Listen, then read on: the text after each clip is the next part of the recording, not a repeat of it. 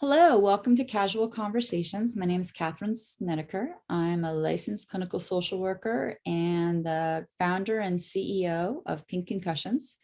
And this show is hosted by NABIS and IBIA, and appreciate all their help with organizing and setting up this platform for us. So today is our 48th show, and we are going to be talking about brain donation, brain pledges. In 2018, PINK Concussions approached the VA about recruiting female veterans for brain donation. It hadn't really been done yet. We'd been working on athletes.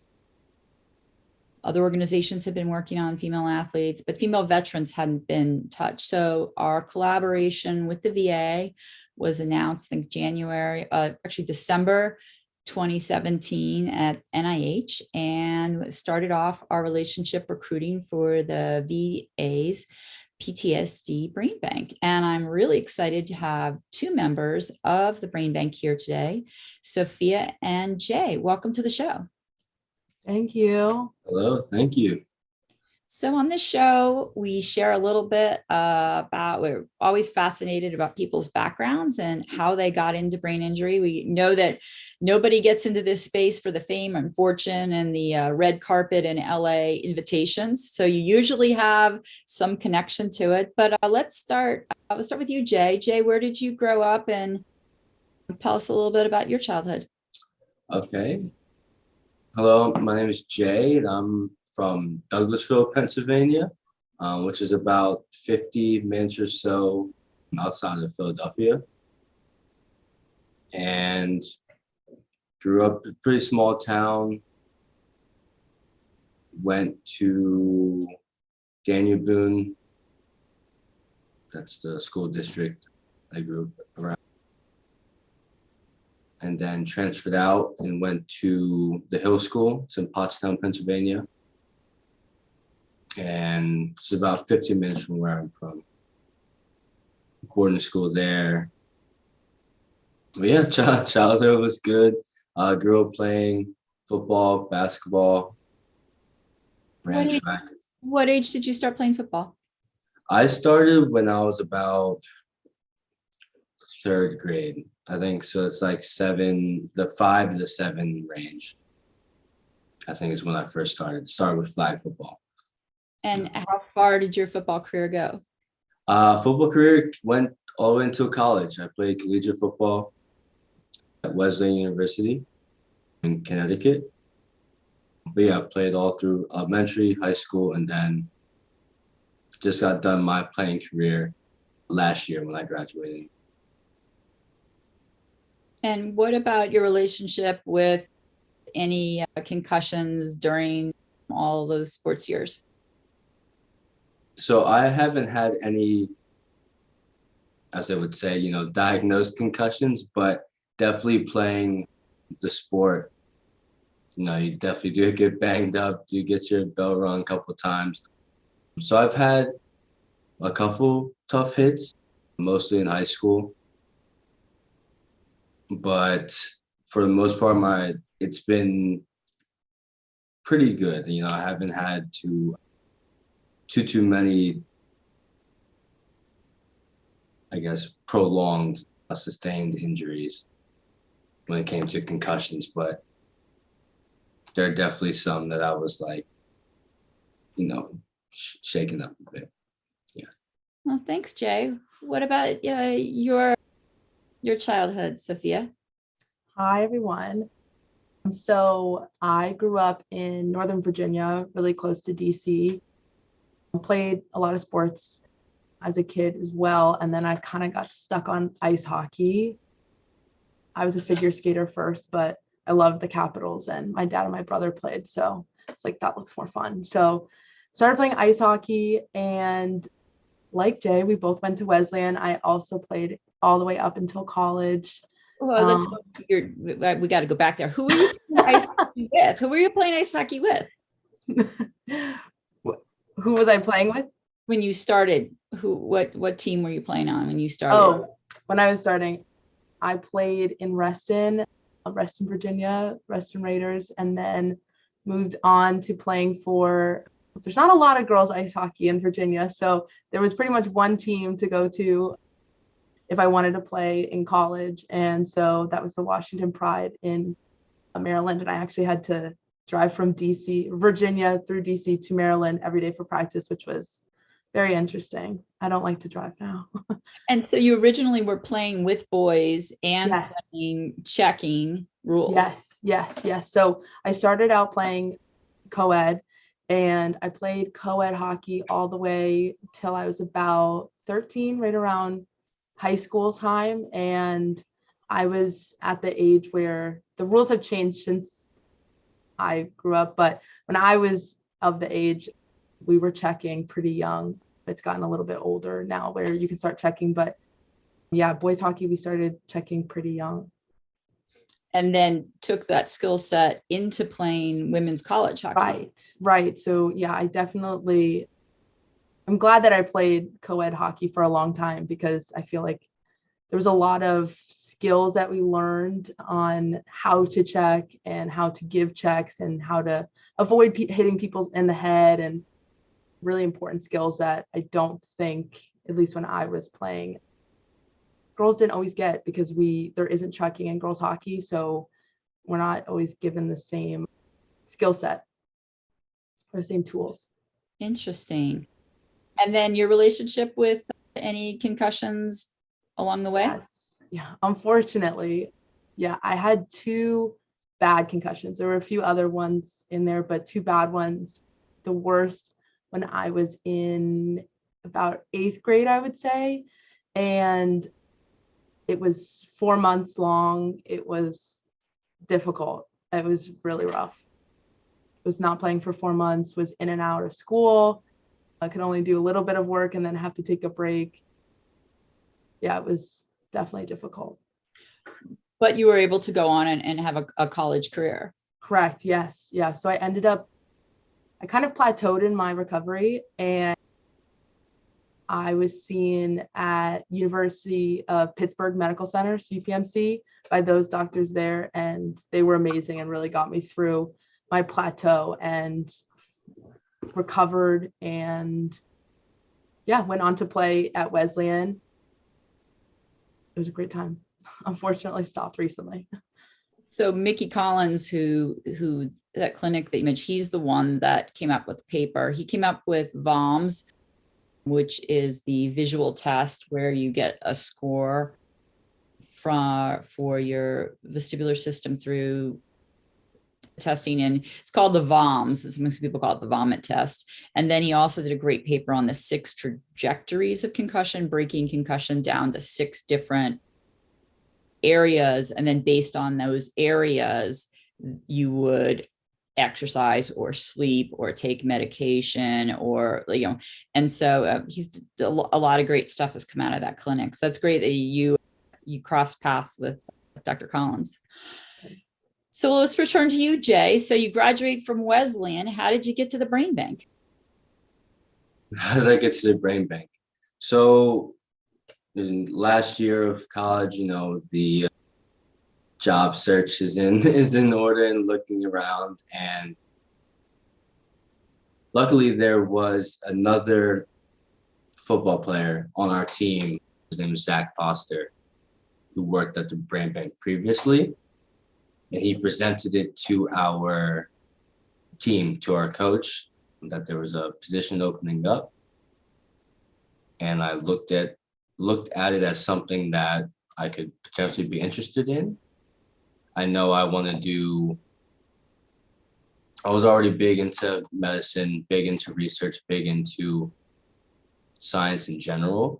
So I think just looking at that and combining what I want to do in the future, I felt that the brain bank and the work that we're doing could be very beneficial now, but also in the future. So I applied, and fortunately it worked out, but I'm happy that I'm here, and I think it's been a good transition after college into the workforce. That's great. I'm glad they have you. Yeah. Sophia, what was your transition from school to the brain bank? So I always love science. I think I remember in the 8th grade, I watched an open heart surgery, which was insane that we had that opportunity. But yes, our whole 8th grade class got to go to this open heart surgery. And I was like, this is the coolest thing ever. And half of my class was either passed out because it was like 6 a.m. and they were so uninterested, or the other half was in the bathroom throwing up. So I was like, maybe there's something to this. I really piqued my interest. And then in high school, my school had a special needs program, and I didn't know anybody with special needs. And so I joined it and found my passion for helping people with special needs. And in that, I started to be a camp counselor and ice hockey coach for people with special needs. And a lot of the people in our camps had epilepsy. So then I got to college and I was like, okay, I'm really interested in the brain and developmental disabilities. And so I knew that maybe I wanted to go into neuroscience as a major, and my advisor happened to have an epilepsy lab. So I joined that lab, kind of opened myself up to learning more about developmental disabilities and all different kinds of disorders and functions and dysfunctions of the brain. And so then looking at a job after college, I knew that I wanted to be doing something with the brain. And then this amazing opportunity came up, and that's why I'm here. It really is an important brain bank, and it is one that, after talking to a number of different brain banks in the country, was the first one that I wanted to collaborate with because of the study of looking at PTSD and TBI and that cross section, and just the incredible knowledge base that is at the VA. I've had a lot of amazing contact with the Boston VA on Ann Rasmussen and Tara, and just a whole bunch of people up there, and they've been very supportive of us. So Jay, why don't you tell us about day-to-day what you do at the brain bank, and what you found that has been exciting for you, that working there. So I can start with that. What I found has been exciting for me is really being able to hear the stories of the veterans that we talk to and their appreciation for the work that we're doing. Sophia and I, we work mostly in the PTSD cohort. So talking with veterans who, are experiencing PTSD, it puts things into perspective of the work that we're doing and why it's special, and trying to really make strides in this research. So on the day-to-day, we will be submitting amendments to various things. We're working on the RHI, more repetitive head injury amendment, that we're going to be implementing pretty soon. Data entry, calling participants and giving them various assessments, cognitive function assessment.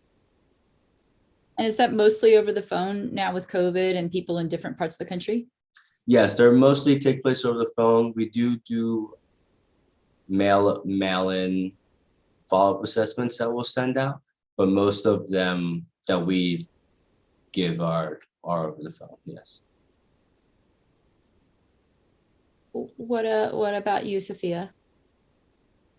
So yeah, I think Jay did a good job covering what we do on a daily basis. And I would say that my favorite part is the not face-to-face, I guess, because it is over the phone, but the interaction with the participants. Like I was saying, I in the past have been in different areas of research. I was in a mouse lab for epilepsy, different experiences, lots of bench work. And I think what I love about this job is more of the patient-facing or participant-facing part of the job, getting to interact with and see how important the work that we're doing is to people. And that's why we're doing this, is to help people. And so getting to see that and experience that on a day-to-day basis is my favorite part of this job. And are you finding that the veterans really want to be a part of the research the way Jay mentioned? it's the veteran population is such an amazing population. And I feel like more than any other group, I feel like they just really, really want to help in any way that they can to help other veterans, to help understand PTSD. And it really is amazing. Everyone is very willing to help. My first volunteer job out of college was working at the vet center in Times Square with Vietnam veterans. And I worked, I guess I volunteered there 2 or 3 years, and then went to social work school, and then came back as a VA intern and interned at the vet center. And we opened it in Harlem, and just found, at that point I was much younger. I was born in 67. So I was speaking with, at 23, 24, 25, with veterans that were, in Vietnam when I was born. And I never had anybody say to me, like, you don't know what it was like, you're too young, you're not, you don't know enough about, like, just incredible openness. And, let me teach you, let me explain what that term means. Like just, a real openness to wanting to be a part of stuff, if they sensed that someone was really sincere. Right. Absolutely agree. And we actually have a really interesting collaboration that we have right now with some Vietnam veterans, is the Vietnam era twin registry. So it's twins, and that's a collaboration that we've started recently, and they've been a great addition to the brain bank as well. Wow, that's really interesting. Yeah. And the veterans that you're calling are probably some of the same age differential than it was when I worked at the VA, right? Most of them are 15 years older than you. Right. Correct. Yes. So something that you may have, their reality was something that you may have read about in history. Exactly. Yep. Yeah. It is so interesting. We have a few World War II veterans still, a lot of Vietnam era. Yeah. A lot of Vietnam era veterans, which is amazing. And then we have a Gulf War illness part of our brain bank. So we do have Gulf War veterans as well. And I was going to ask about that with the burn pits. Is there a neurological component with with those that have suffered from burn pit? That is a big area of our research, especially in the Gulf War. I'm part of the brain bank, and we have assessments for that. And so that's something that we're looking into now. What else would you like to, the part that's important to me in PINK Concussions when we collaborate with brain banks is that we're actually not just taking names and emails and it's a fundraising aspect, that we really are connecting with brain banks, doing IRB research where it's research that is scientifically vetted and ethically appropriate, and that people are cared for all through the process. And there's a terrible history, especially with Americans of color, of how people have been treated in research in the past. And so it's important to me to that research is done in ethical ways. So that's one of the reasons why the first place we partnered with was the VA. Yeah, that is exactly our mission. And we're always looking to make sure that there's as little bit as participant burden as possible, and treating people like humans at the end of the day, not as whatever you want to call it, subjects or whatever, like humans. One of the things that I was talking to with the person at the VA that actually set up this brain bank was it's a hard ask, like, hey, brain injury, have you pledged your brain? And the person's like, oh, I signed down on my driver's license. And you're like, no, the brain isn't included in that. It's an additional process. There's paperwork to do. And almost every time I speak, I ask people to raise their hands. And there's usually only one or two of people in the room who have pledged their brains. So for me, I think that's one of the hardest aspects of it, is it really has to be a teachable moment where you're sharing with people about that opportunity. And, there's kind of an ick factor to it. It's not like a heart donation that it goes into somebody else. But what I found so when a lot of the problems, like, oh, people won't want to do it, it's complicated, it's too much work, which is why we came up with the Pink Brain Pledge. But to invite people into the process and then help them work out the difficulties. But the aspect of so many people haven't been asked in the first place. And I've actually even gone around in DC asking congressional aides, hey, can you ask if your boss, if he or she will pledge their brains? So it's the, getting the conversation started. So how is that, process been helped, the recruitment part of the aspect in what you've seen the time you've been there? I can take this one. And you bring up a really good point. I think that the idea of, I've put this on my driver's license, I've already kind of done this. We do get that a lot. And so there is a huge education aspect of just informing people on what exactly brain donation is, and being aware that where it is such a beautiful gift, but it's not the easiest gift. That can be difficult for people to talk about. And even more than just at figuring out whether you want to donate or not, our study is a longitudinal study. We do follow people throughout their whole life. So they can love the idea at one point, and then maybe later in their life, things change and it's not the right time to be asking them about. Some people don't want to talk about brain donation all the time. So I think another really important part of Jay and my job is to be able to read that and understand that it's not the easiest to talk about for everybody, and that we'll have participants that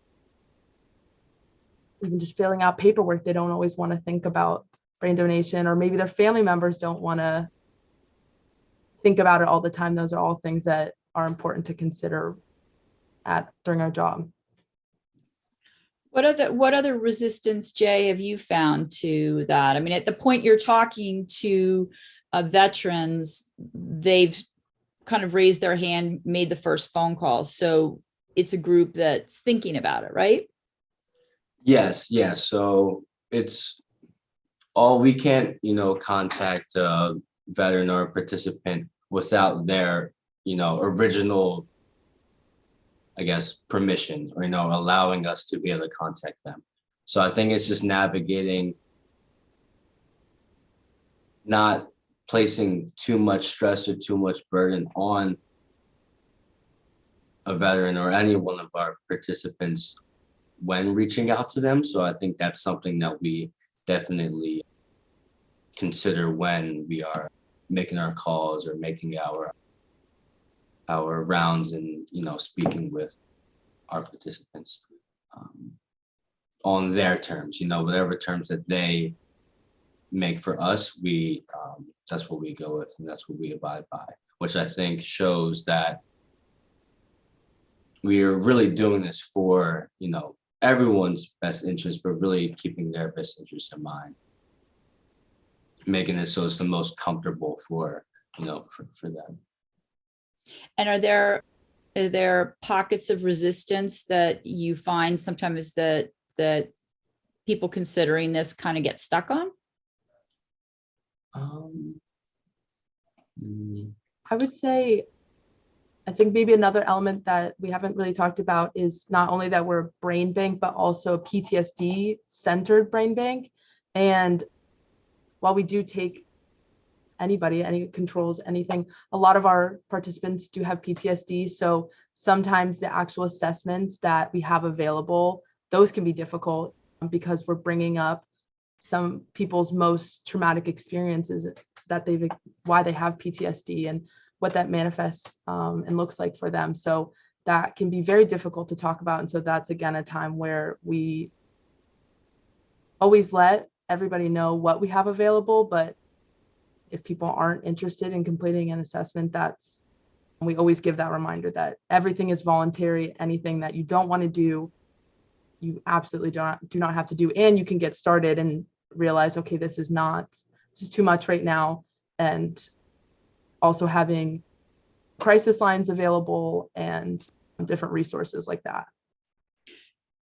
And I mean, again, this is personal. So would you, if either of you want to talk about it, I mean, in sitting with combat veterans, or I had a mechanic that I worked with from Vietnam who was never in combat, but his job was to clean out the helicopters after they returned, and the body parts that would be in the helicopters.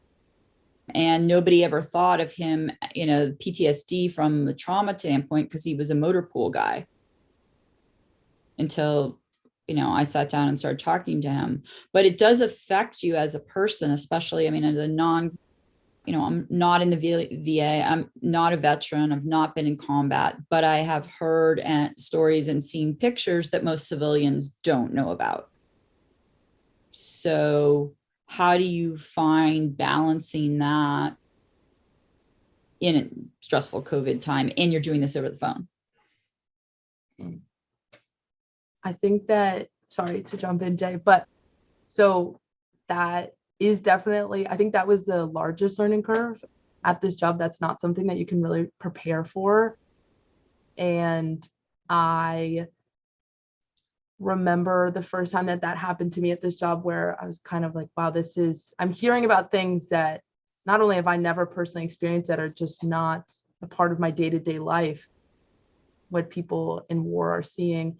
And I remember bringing that up to my boss, Dr. Huber, and him being really helpful in helping me remember, like, you have to have your own sort of coping skills, because it is a form of trauma to hear about other people's trauma. And so remembering that you have to take time for yourself, do your own self-care in order to be able to show up as the person that you want to be at the job. I would definitely have to second that. I think since starting this job, I've taken when I leave the job more, I think I look at that more importantly now for myself, to allow myself to, come back, to ground level, so that the next day I can come into work and I can, perform my job and perform my duties to the best of my ability. Because, hearing about all of hearing these stories, and sometimes calling a participant and their spouse has, passed away, and calling and hearing the emotion and feeling that emotion that they, bring to these calls, I think it can sometimes be very heavy. But for me, it's helped that knowing that the research that goes back to that same thing, knowing that the research that we're doing there's a bigger picture, there's a bigger purpose that's, it's bigger than me. It's important in that aspect. And I think that's something that has allowed me to keep going, even when it can get kind of, even when it can kind of wear on you a little bit, once you, have these conversations and hear these stories. So I think recognizing that and accepting that it's going to be heavy, but knowing that there's a bigger picture to it.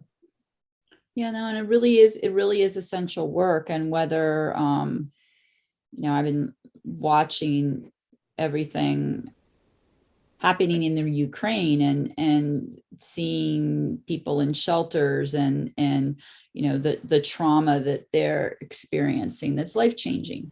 And the veterans that I've worked for, and I'll never know, because I haven't been, I haven't been in a firefight. I haven't been in that experience, but I also have a knowledge base and stories like you all do, that most civilians don't know about war, and don't want to know, and don't want to be a part of, and haven't had to make those choices whether to serve or not. So I have a great deal of respect for veterans and believe that veterans are owed care for the entire part of their, their entire lives.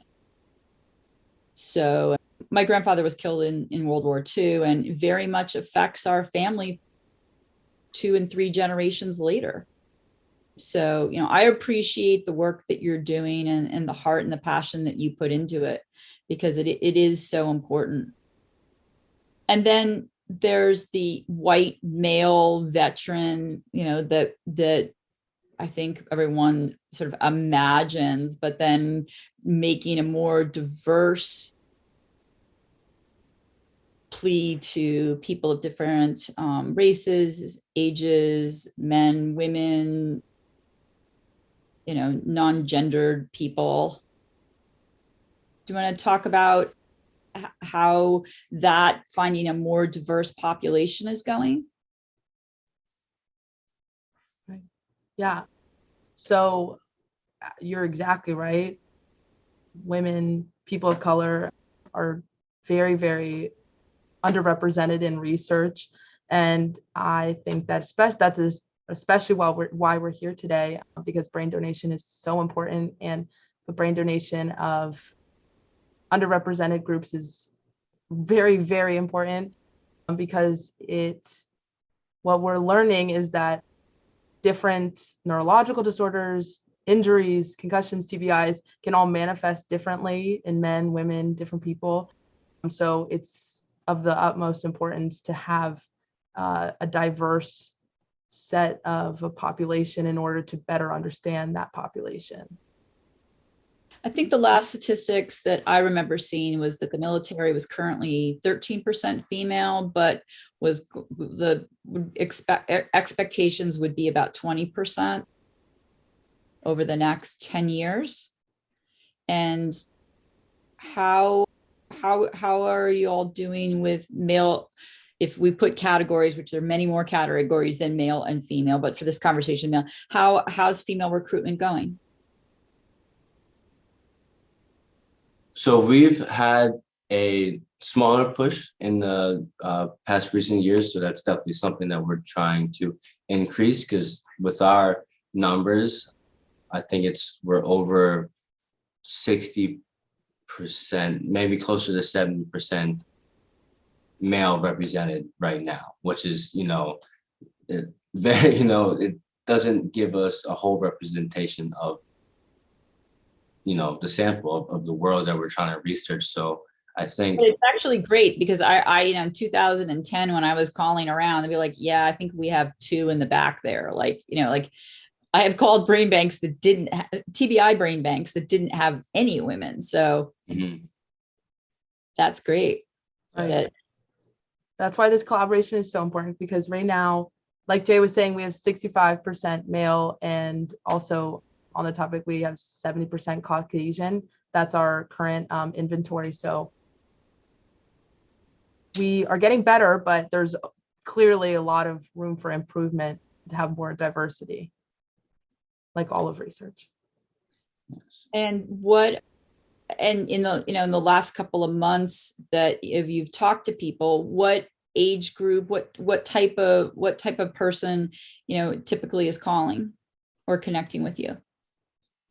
So it is an older population that is usually enrolling in our study. And I think that could also be that's usually sometimes the population that's considering what they want to do after they pass. But yeah, I would say our study is around 50 to 70. I'd say a lot of our participants are in their 60s. Is that kind of what you're seeing too, Jay? Yes, I would probably say the same thing. Definitely that age range. I think that doesn't exclude, the rest of the population. I just think, like Sophia said, that when mortem plans come into action and those thoughts start to arise, that mostly those veterans or participants usually reach out to us. But I would say there are a couple of the, younger generation that's getting involved now early, um, so that we can, record and acknowledge the progression early on rather than later in life. So I think that's our population is definitely starting to expand. Yeah, absolutely. We have a few people in their 30s and we'll be able to follow them for so long. So the more data, the better. And that's so important because, having a brain, you have a brain like that, it's Right. great if somebody decides to donate, but currently with PTSD, if you don't have interviews with the family and you don't have how that person was, the brain and the tau don't mean a lot without the other pieces. Absolutely. Yeah, you want to get as full and as wide of a picture as possible throughout their life, for sure. Now, what if somebody has no history of brain injury, but just has trauma or has neither? Are you interested in people pledging their brains in those categories? Absolutely. Yes. Yep. Definitely. Yep. And you all can't recruit because of the way the study's set up, but all of us can. So any tips or things that you'd like us to be saying when we're out recruiting and trying to carry the message? My one tip, or the one thing that I would say, is that there's no substitution for a brain when you're looking at the brain. The human brain, that's the best way to do research. If you want to know something about the human brain, there's no substitute for the human brain. So it's such an amazing special gift that someone can give. And if they think it's right for them, hopefully you have our contact information. You can pass them along. What about you, Jay? What thoughts do you have in the, that you wish people recruiting would discuss? I would say that keeping the idea that it's bigger than us, it's bigger than me, it's bigger than, I think, the longevity of it, the long term of it, and knowing that donating a brain can help potentially save some, vast amount of people, that just having that conscious thought in mind, I think that's really what I would say. I think that the potential to really help out a lot of people going through a lot of pretty rough neurological diseases or trauma or anything is definitely important. So that's what I would say. Yeah, and I think it's so important that you're looking for a span, different neurological diseases, and not just looking for like CTE, one particular one. And I know Europe is definitely, the Glasgow Brain Bank we work with is also looking for that spectrum of neurological issues. And the other piece that I just want to throw in, Dr. Anne Rasmussen's work that is far over my paid grade to really understand, but she's amazing and spoken in a number of PINK Concussions event, that having a TBI, that the progesterone drops and the lack of alloprogesterone opens you up, that doubles your rate for PTSD, that the brain injury itself can make you more vulnerable to PTSD, and how we research that and, figure out something between those two connections. Right.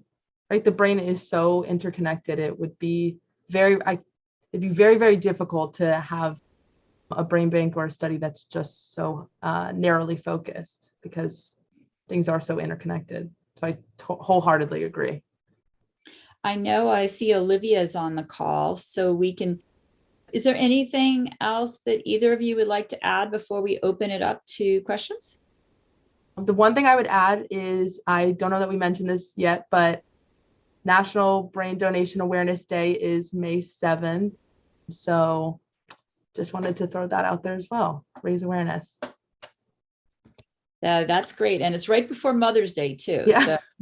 So donate your brain in mom's honor. I know Olivia is here. Would anyone like to ask a question or share a thought about brain donation? I can see Nat put up that she's already pledged her brain. And I mean, it is a hard sell. It is really tough. And I have sat down in, senator's office, Tammy Duckworth. I mean, there are some brains that I really want pledged. And it always throws the staffer when they say, well, what can I do for you? I'm like, I want your boss's brain. And, I've hauled sugar cookies with, pink icing with brain all around. I've learned to feed staffers. Try to make it, it's very serious thing, somewhat lighthearted to get that conversation started. Right. Hi, Nat, you had a question, and do you want to unmic and read your comment? Hey, excuse me. Thank you. Great presentation. I put in the chat that in every medical school, there are just not enough cadavers for medical students to use in their studies. So they're having to double, triple, quadruple up to do cadaver dissection. And it's one of the most effective tools for learning. And for anyone who either yourself or others, if you don't fit the criteria for this particular brain bank, know that there are other brain banks as well, such as crossover between early onset dementia or Alzheimer's and brain injuries. So the Alzheimer's Association looks for brain donations. There's a study on restless leg syndrome, and they have a brain bank that I believe is currently under Harvard Medical School. Just these tools are, let's just put it this way, there's nothing like the real thing. And yes, we're not living anymore, so it's not our lived experience, but our lived experience will help inform better outcomes for future lived experience. Thank you. Excellent comment, Nat. And I think it's just it's bringing the topic up. And I was involved in a brain bank and was involved for 10 years. And then I got a letter that they were done. And they're like, thanks. And I really I felt rejected. I actually wrote them and said, I didn't really like your letter. Like I was really, kind of a card carrying member. So I got to repledge my brain someplace else and and so, studies do, come and go, but I think something like the VA is a pretty good bet, and the work that's put into this. And I just, I think it's essential. I know I've talked to, we can do a lot with mice, but when, 0% or a tiny fraction of mice transfer to humans from Candace Floyd's work, pig is kind of the in between because of the folds of the brain. But, Right. It only does so much. Right, exactly. The human brain is the human brain, and that's the only brain. Like, if you want to be studying the human brain, I remember we would talk about this. This was a conversation we would have a lot. And when I was studying epilepsy, we were looking at temporal lobe epilepsy in mice, and there are a lot of similarities, but that does only go so far. If you want to know something about the human brain is a good place to start. I think I saw Olivia on there. There's a question from Lisa. What are some of the specific studies of the human brain? We have collaborated with the VA PTSD Brain Bank, but then also with Mount Sinai and the brain bank that they have under Kristen Dams-O'Connor. And then in the UK with Willie Stewart and the work that's going on there across the UK, Scotland, and Northern Ireland, and up in Canada with the University of Toronto. And there's a focus more on athletes, but again, as funding changes and things like that. So, I think there is a brain bank for everyone out there. I also try to have people donate locally because, if it's across the country from you and there has to be a plane flight, find, something regional or something where you can make a connection with people.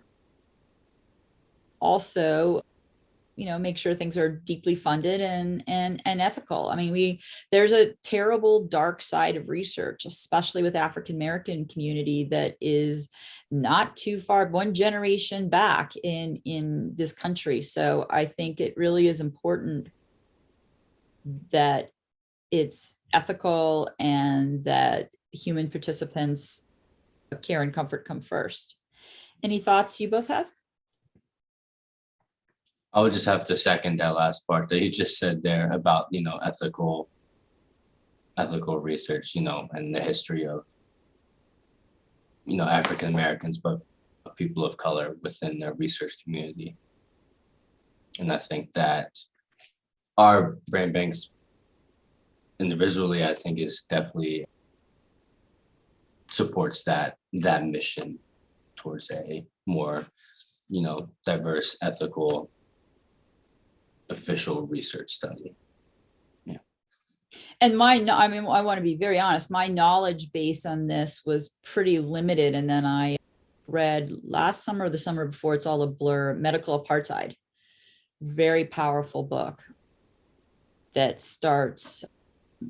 goes through a horrific history that is important and ingrained in many people's families who have direct descendants or grandparents or parents that were a part of these studies where humans were treated like lab animals. So, I do think that approaching people, one doesn't know their history with the medical research background. So, I do think it's so important to have people, that look like, if someone's going to come and be a woman or a person of color, have people that look like them doing the research and being that forward facing person. Right. Yep. Absolutely. And then the only other thing that I was going to add about, you had mentioned location wise, is that the VA, we do have participants all over the United States, and we can accommodate the recovery. We have recovery specialists all over. So we are able to accommodate, we're based in Boston, but we have participants all over the United States. And I think that's important. And I've seen where certain famous brains have been sent across international lines, and I'm more about, using the resources most wisely and sharing, being collaborative, which is part of what your brain bank is, and sharing tissue collaboratively, because once a brain has gone through the dissection and the staining and is available, then can be shared with multiple groups. We're only stronger working together. Right. Absolutely. Here's a question from Mary. If you donate whole body to a medical school, I assume you cannot donate a specific body part. So we do work with a lot of we have participants that want to donate their brains to our brain bank and then want to donate their body for different reasons to different groups, whether that be a medical school or for other reasons. And we will work with those participants and the companies and the groups of their choosing for whatever other donations they want to do. So that is definitely a possibility. And we have a lot of participants that currently have that situation, and we have things in place for making that go smoothly at their passing.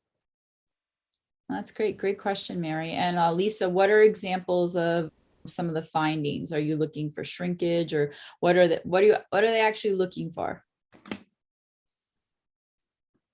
That's a great question. So all different groups will be looking for different things related to PTSD. Shrinkage or atrophy could be one of them. There's so many different things that people could look for when they decide to ask for some of our tissue, and we grant that request. And what if somebody has already passed away? And I take these calls too, where somebody, a lot of the ones I have are related to football, but I'll get a call from a family saying the person just passed away, and it's really, we just thought of this, can you help us make a connection? While it isn't you'd rather have connection while the person is alive. Is that also an option? Yes, it is. Yep. We have a big group of postmortem donations is what we would call them. But yes, it's very easy for a family to call once their loved one has passed away, and we can, still orchestrate a recovery and still go through with the process of the brain donation, even if it's after death. And is there a cost to the family? Nope. Everything's handled by the VA, by the brain bank. We handle, the recovery, transportation if it's necessary. But yes, there's no cost to the family to enroll or be a part of the study or have the brain donation occur. Right. And most of the tissue recoveries can happen at the family's funeral home or crematorium or whatever they choose. And if that specific location doesn't have the capability for our recovery specialist to come in, then the VA will pay for them to be transported to a hospital or local funeral home that does have that capability, and that would be no charge to the family.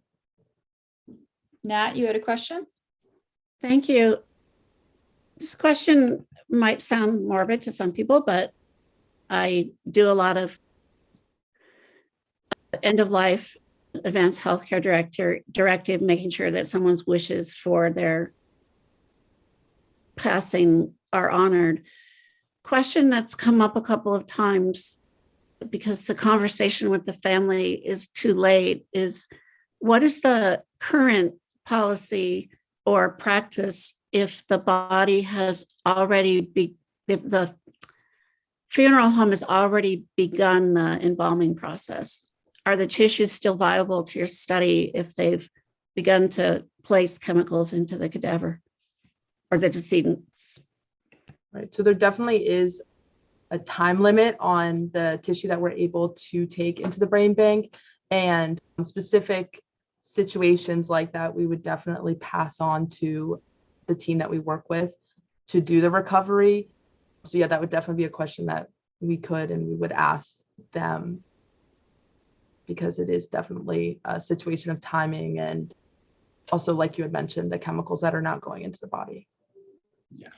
So their tissue donation would not be able to be accepted if the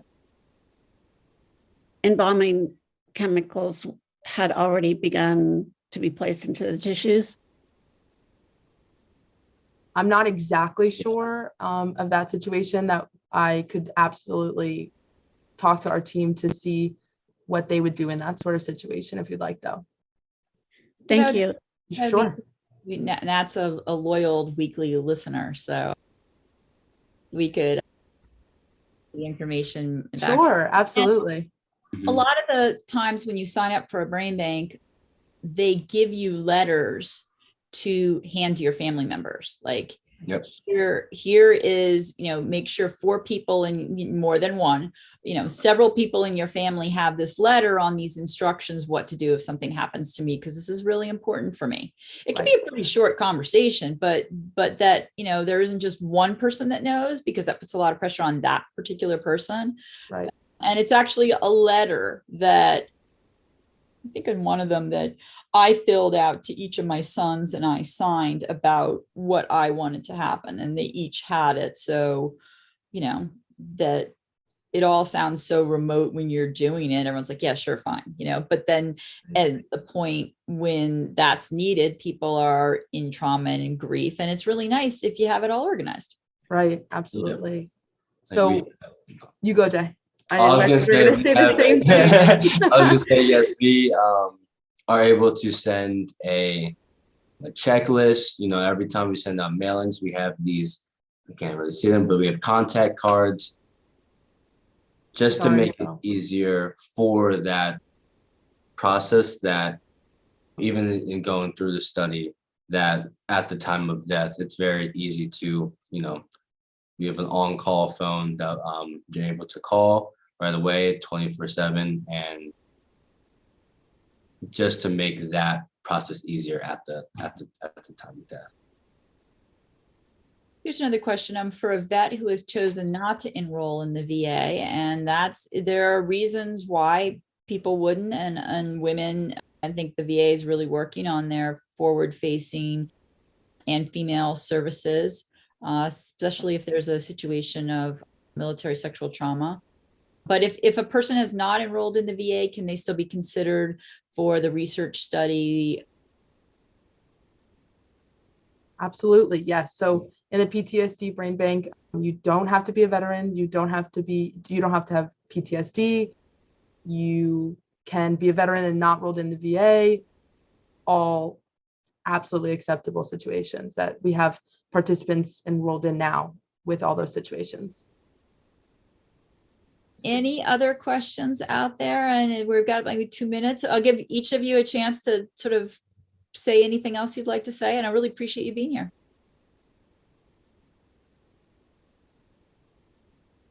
I was just say thank you for giving us the opportunity to, come and talk and have this conversation and just be a part of the group that is raising awareness for, National Brain Donation Day and brain donation in general. I think that we're taking strides, we're making steps, and I think this is definitely not a start, but a continuation of where we are now to increase representation, all over. So thank you for giving us the opportunity to present what we do and why it is important.